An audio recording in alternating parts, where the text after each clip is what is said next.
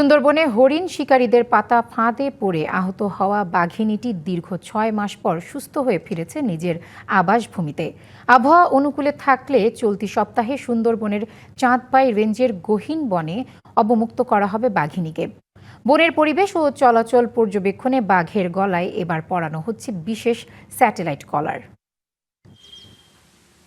বিশ্বের বৃহত্তম ম্যানগ্রোভ বন সুন্দরবন। বনের বুক চিরে রাজকীয় ভঙ্গিতে হেঁটে চলা রয়্যাল বেঙ্গল টাইগার, যা দেশের গর্ব। তবে বারবারই হুমকির মুখে পড়ছে প্রাণীটি। চলতি বছরের ৩ জানুয়ারি সুন্দরবনের চাঁদপাই রেঞ্জের সরকিরখাল এলাকায় হরিণ শিকারীদের পাতা ফাঁদে আটকা পড়ে একটি বাঘিনী। একদিন পর অচেতন অবস্থায় বন বিভাগ উদ্ধার করে প্রাণীটিকে। ক্ষত হয়ে সামনের বাম পায়ে পচন ধরে বাঘিনীর। উদ্ধারের পর খুলনার বয়রার বন্যপ্রাণী ব্যবস্থাপনা ও প্রকৃতি সংরক্ষণ বিভাগের পুনর্বাসন কেন্দ্রে দীর্ঘ ৬ মাস চিকিৎসার পর অনেকটাই সুস্থ বাঘিনীটি। সুন্দরবনে ২০২৪ সালে বাঘ গণনা অনুযায়ী বাংলাদেশের অংশে ১২৫টা বাঘ আছে, যা যথেষ্ট, কিন্তু এগুলো সংরক্ষণ করা দরকার।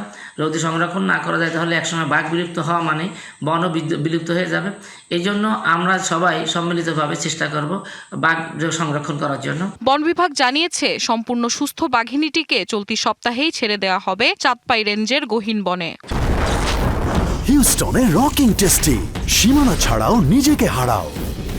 চাঁদপাই রেঞ্জের বৌদ্ধমারীর এলাকা থেকে পাওয়া গিয়েছিল। সেখান থেকে নিয়ে আমরা খুলনা বন্যপ্রাণী রেস্কিউ সেন্টারে আমরা শুশ্রূষা করেছি এবং সে এখন খুব ভালো আছে। সে এখন বনে যাওয়ার জন্য সম্পূর্ণ ফিট।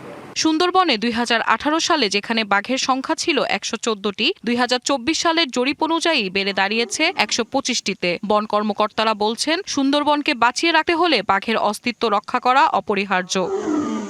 DBC news desk.